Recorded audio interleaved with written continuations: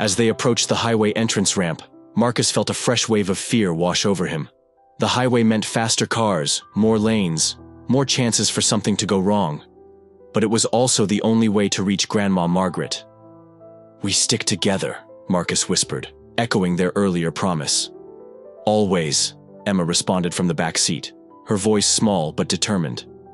The car crawled onto the entrance ramp, hazard lights still blinking steadily, carrying its young passengers deeper into their nighttime adventure. Behind them, Burlington's lights grew dimmer while ahead, the dark highway stretched out like a river of uncertain certainty. Officer Michael Sullivan sipped his lukewarm coffee, watching the occasional car pass through the intersection of Main and South Willard. The digital display in his patrol car showed 3:17 a.m., the quietest part of the night shift, when even the college students had mostly settled down. 23 years on the force, and these late hours still felt strange.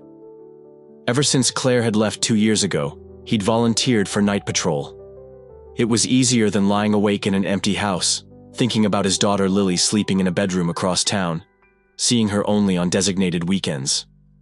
The radio crackled with routine updates, a noise complaint on Pearl Street, a false alarm at the university library. Sullivan logged each one mechanically, his mind wandering. Sullivan had been looking forward to tomorrow's scheduled dinner with Lily, his 13-year-old daughter who already acted like she had the world figured out better than her old man. But just as he was mentally rehearsing how to handle another one of her teenage wisdom lectures, a flicker of movement caught his eye. A car traveling unusually slowly down Southwest Ed, hazard lights blinking. Sullivan straightened in his seat, professional instincts kicking in.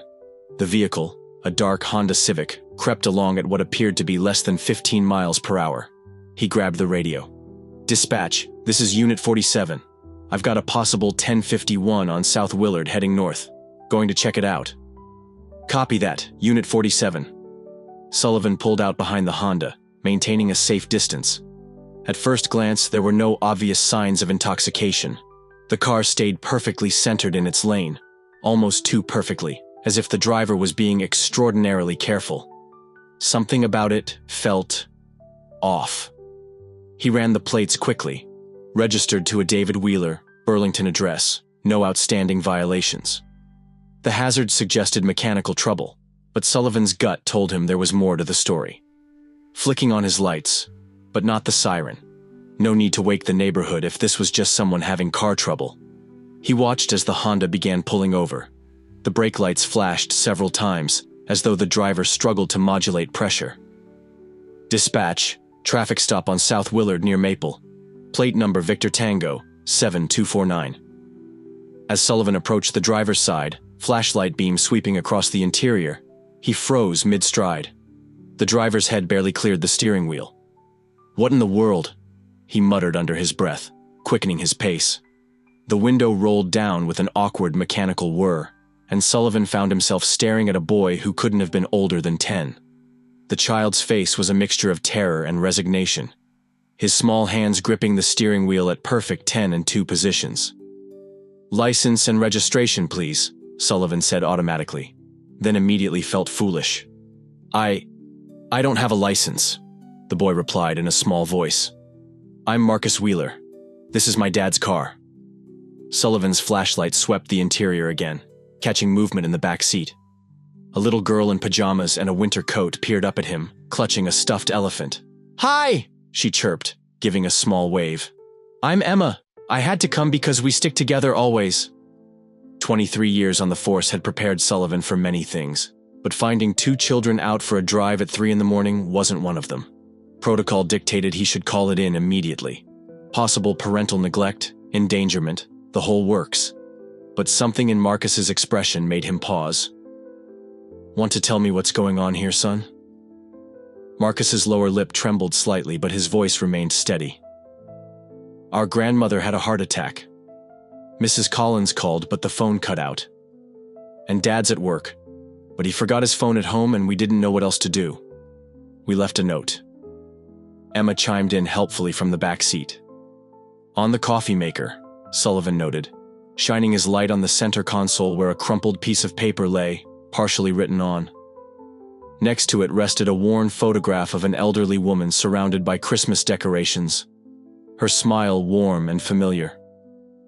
"Your father's at work?" Sullivan kept his tone calm, professional. "He's a nurse at Burlington General," Marcus explained. The autumn air bit through his scrubs as he hurried to his car, the motion sensor light casting long shadows across the driveway. In his rush, he didn't notice his phone slipping from his pocket onto the passenger seat, or that it had slid down into the crack between the seat and center console. As he backed out of the driveway, David caught a glimpse of Marcus's silhouette in the living room window, a small sentinel in the night. The boy lifted his hand in a wave, and David waved back, pushing down the constant worry gnawing at his conscience. They'd be fine. They were always fine. But as he turned onto Maple Street, heading toward the hospital, he couldn't shake the feeling that something was different about tonight. Maybe it was the unusual stillness in the air, or the way the autumn leaves skittered across the road like warning signs. Or maybe it was just the weight of too many nights like this accumulating, like the unpaid bills in his desk drawer. Meanwhile, inside the house, Marcus stood frozen in the living room, staring at the blinking lights of the TV.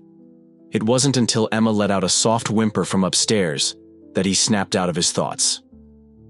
Climbing the steps quietly, he peeked into her room. She was curled up tightly, murmuring something in her sleep. He adjusted her blanket gently, brushing a strand of hair from her face. Back downstairs, Marcus wandered into the kitchen, glancing at the math worksheet David had promised to check. He sighed, shoving it aside. His gaze landed on the car keys sitting forgotten on the counter. An idea flickered in his mind. An impossible, reckless idea. What harm could it do? Just once around the block. No one would even know. 20 minutes later, the quiet neighborhood erupted into chaos. Sirens wailed in the distance as a police cruiser pulled up behind the family sedan, its hazard lights flashing wildly. Inside the car sat Marcus, wide-eyed and pale, gripping the steering wheel far too tightly for a 10-year-old. When the officer approached the vehicle, flashlight beam cutting through the darkness, panic surged in Marcus's chest. Not because he'd been caught driving, but because of what the officer saw when he peered inside. On the passenger seat lay Sarah's old journal, its pages fluttering in the breeze from the cracked window. And tucked inside, visible even in the dim light, was a folded note addressed to David in Sarah's handwriting. "For the boys, when they need me most." The officer hesitated, his expression softening. "Son," he said gently, "we need to call your dad." The unanswered messages from Emma's teacher about her adjustment issues weighed heavily on Marcus's mind as he stood at the living room window, watching his father's car disappear into the night. The radio crackled faintly in the background, late-night jazz spilling out like a melancholy echo of the world beyond their quiet house.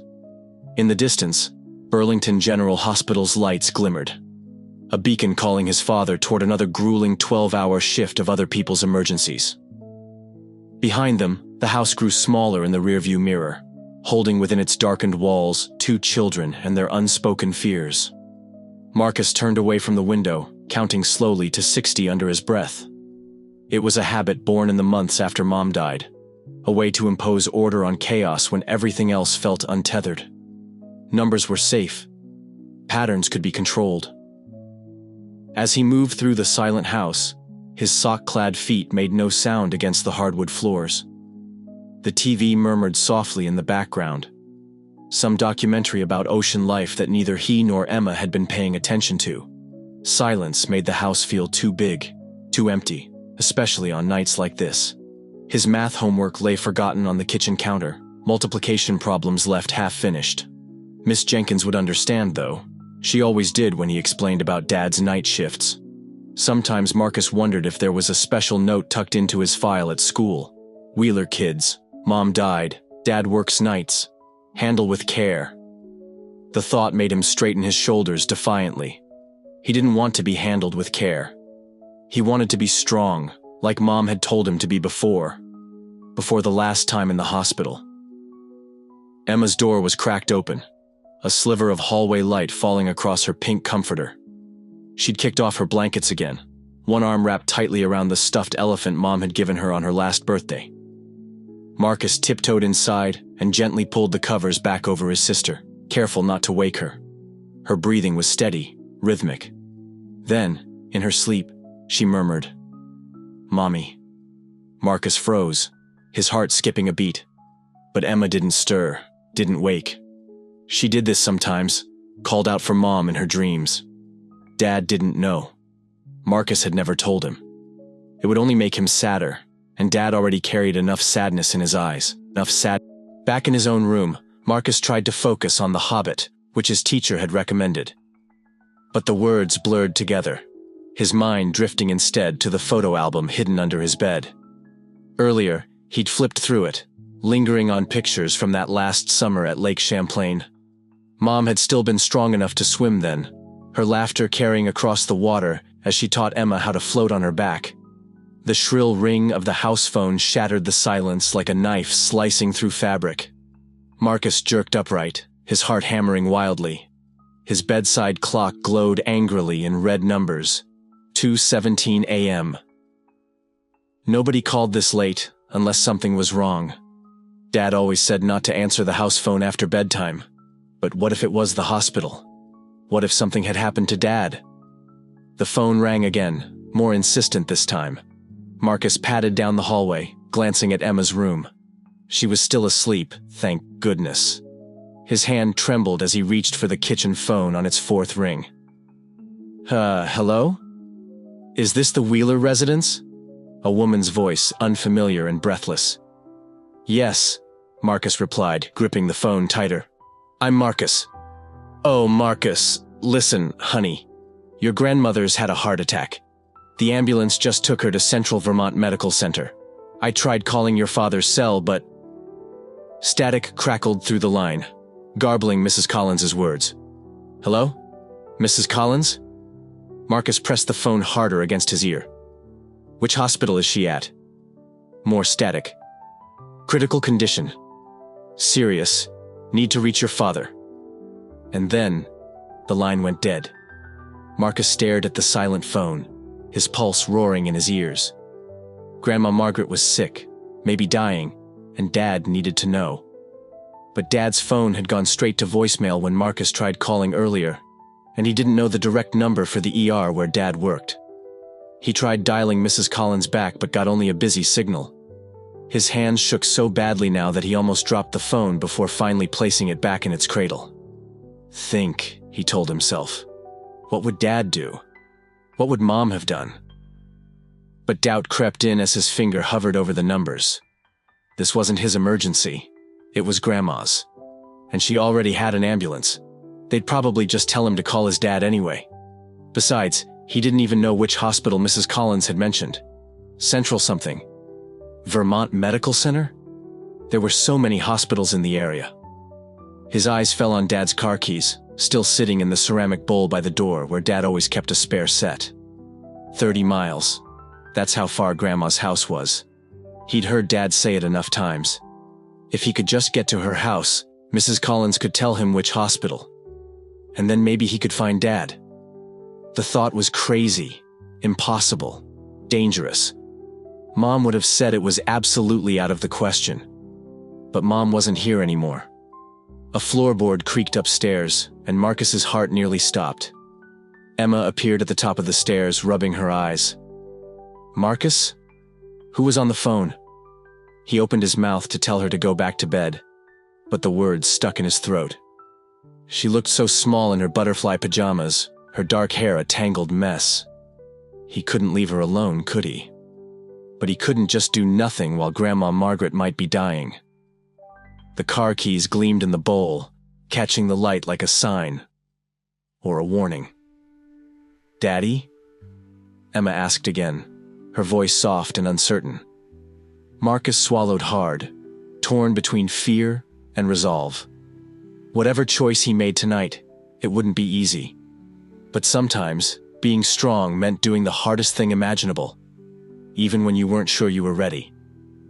Asked, taking another step down the stairs, her small hand gripping the banister tightly, her stuffed elephant, Mr. Trunks, dangling from her other arm. The once pristine gray fur of the toy was now worn soft from countless nights of comfort. Marcus's mind raced as he watched her descend. He could lie, tell her it was nothing, send her back to bed. That's what a responsible big brother would do. But Emma had developed a sixth sense about lies since Mom died. They all had, really. Losing her had made them hyper-aware of anything that felt false or uncertain. "It's Grandma," Marcus admitted finally, watching his sister's face carefully. "She's sick." Emma's lower lip trembled. "Like Mommy was sick?" The question hit Marcus like a punch to the gut. "No, not like that. Her heart. They took her to the hospital, but I don't know which one. And Dad's not answering his phone." He stopped abruptly, realizing how much he was scaring her. "It's going to be okay. I'll figure something out." Emma descended the rest of the stairs, her bare feet silent on the wooden steps. She looked at the car keys Marcus had been staring at, then back at her brother. Even at 6, she could read the conflict etched across his face.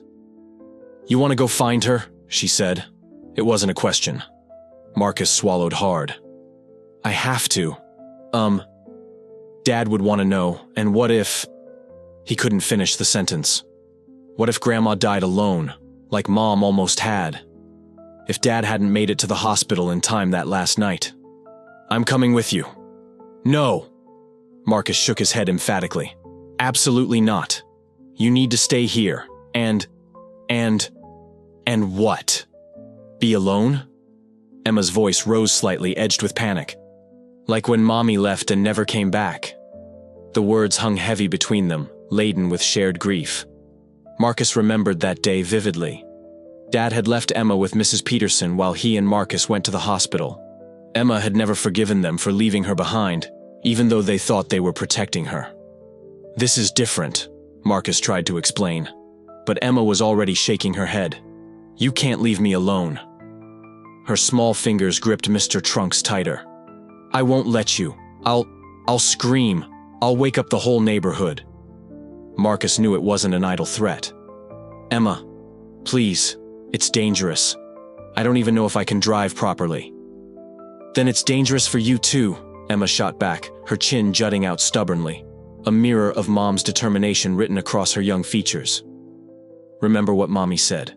We stick together. Always."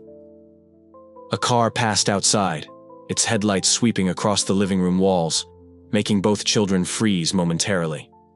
In that brief illumination, Marcus saw the fear behind his sister's brave facade, the same fear that had lived in her eyes since the day Mom didn't come home from the hospital. He glanced at the clock. 2:27 a.m. Dad would be in the middle of his shift, focused on other people's emergencies. The phone sat silent, offering no solutions. Outside, the streets would be nearly empty at this hour. If they were going to do this— "Okay," Marcus said finally, the word feeling like a key turning in a lock. "No going back now. But you have to do exactly what I say, and you have to help me. I can't do this alone." Emma's face softened. She crossed the room and took his hand, her small fingers intertwining with his larger ones. "I'll help. I'm good at helping." "Get your shoes and coat," Marcus instructed, trying to sound more confident than he felt. "And grab that blanket from the couch. It might be cold."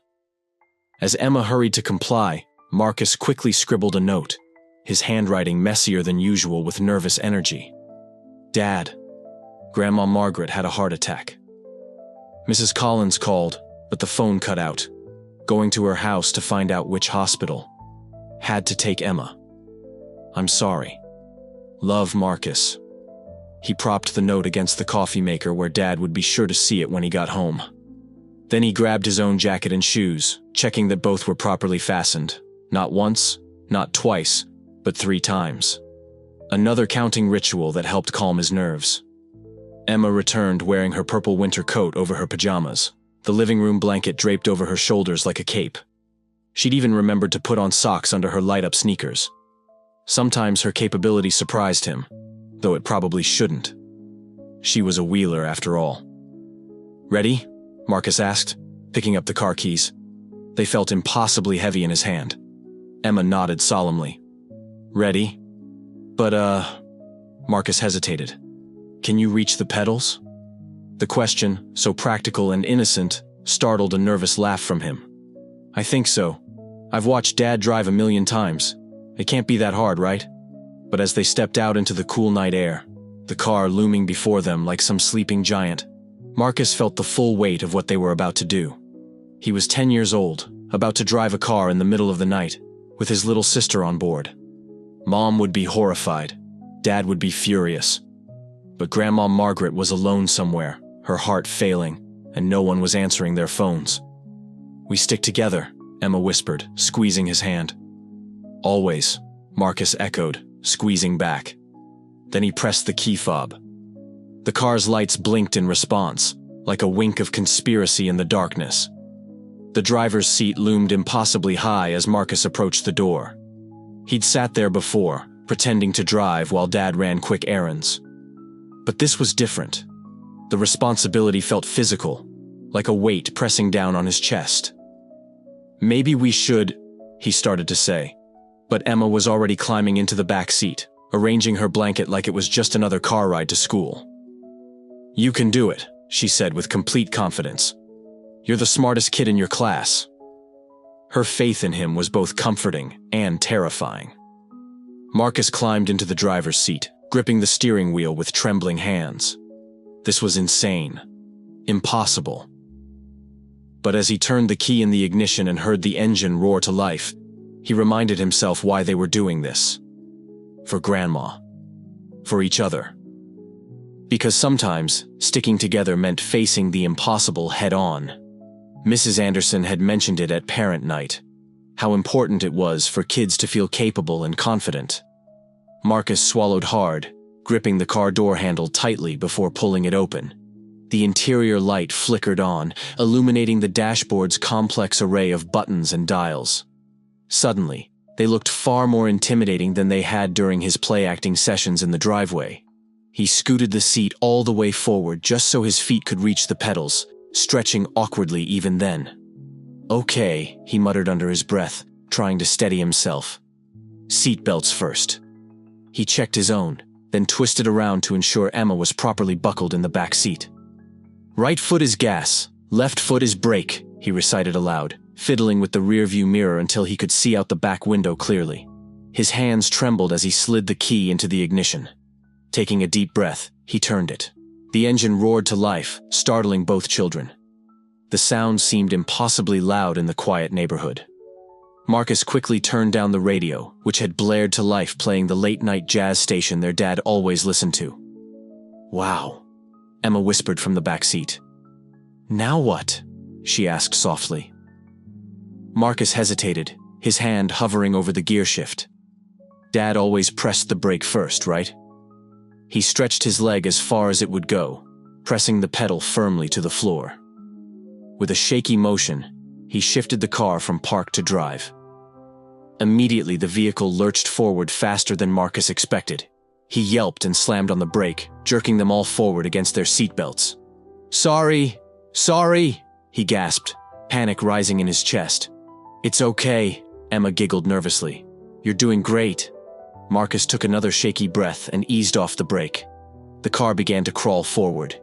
He turned the steering wheel carefully, remembering to check both ways before pulling out of the driveway. Under his inexperienced hands, the car felt like a massive, reluctant animal lumbering along at his command. They made it to the end of the street without incident, though Marcus's knuckles were white on the steering wheel. He flicked on the hazard lights, recalling how Dad used them when driving slowly in bad conditions. Which way to Grandma's house? Emma asked. Right on Maple, then left at the big intersection, Marcus recited, having memorized the route from countless trips with Dad. Then we follow the highway signs. The car crept along at 15 miles per hour, Marcus too terrified to go any faster. Each approaching vehicle sent his heart racing, but at this hour, the streets were mostly empty. The few cars that did pass likely assumed they were having car trouble thanks to the flashing hazard lights. You're doing it, Emma exclaimed, her voice filled with pride. Shh, Marcus replied, though her enthusiasm helped calm his nerves slightly. I need to concentrate. The dashboard clock read 2:43 a.m. The streets of Burlington were eerily quiet, streetlights casting pools of yellow light at regular intervals. Marcus counted them as they passed. 1, 2, 3, keeping track to focus on something besides his trembling hands. As they approached the major intersection where they needed to turn left, the traffic light turned yellow, then red. Marcus pressed the brake too hard again, bringing the car to an abrupt stop several feet behind the white line. "Red means stop," Emma announced helpfully from the back seat. "Green means go." "I know that," Marcus snapped, though he was secretly grateful for her running commentary. It made this surreal situation feel almost normal, like one of their make-believe games. When the light finally turned green, Marcus checked 3 times in each direction before attempting the left turn. The steering wheel felt enormous in his small hands as he navigated the curve, the car swinging wider than he intended. "Now we just follow this road until we see the highway signs for Montpellier," he said, more to himself than to Emma. "That's where Grandma lives." They passed the closed shops of downtown Burlington, dark and shuttered. The car's headlights caught the window displays, mannequins and shop signs appearing ghostly in the darkness. Marcus kept checking the rearview mirror, terrified of seeing police lights. So far, they'd been lucky. Then Emma's small voice broke the tension. "Marcus, I need to use the bathroom." The car swerved slightly as Marcus processed this new crisis. "Can you hold it?" "I think so," Emma replied hesitantly. "But how much longer?" Marcus did some quick math in his head. At their current speed, maybe an hour, probably more. "Oh." Emma fell silent for a moment. "I should have gone before we left."